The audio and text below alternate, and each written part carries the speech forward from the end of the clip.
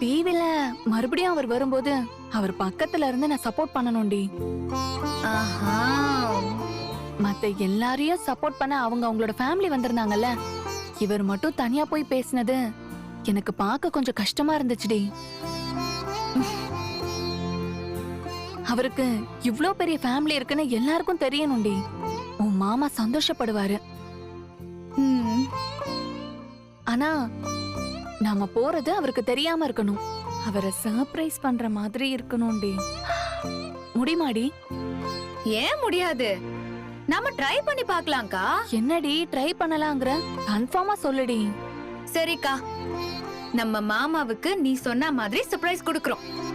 அதுக்கு நான் பொறுப்பு. ஓகேயா?